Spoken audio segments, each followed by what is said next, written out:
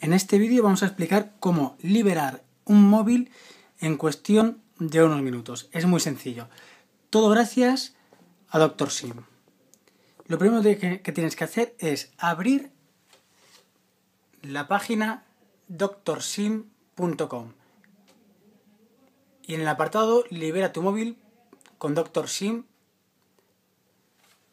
sigue las instrucciones. Lo único que tienes que hacer es proporcionarles el modelo de móvil, en este caso la HTC Wildfire, y el número IMEI, que se encuentra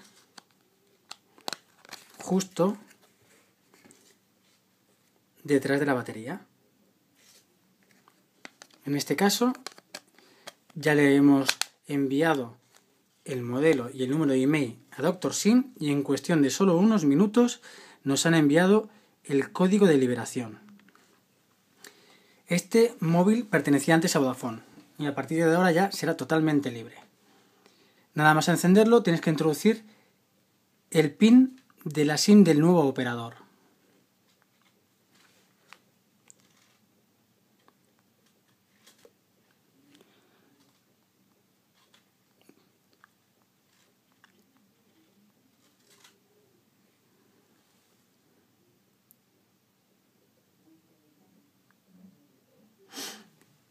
A continuación, vemos que nos pone red bloqueada.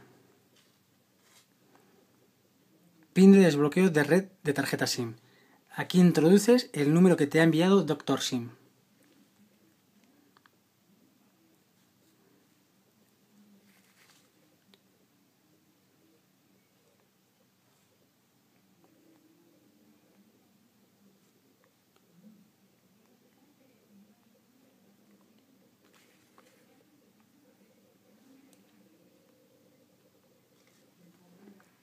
Le das a aceptar y ya tenemos el teléfono desbloqueado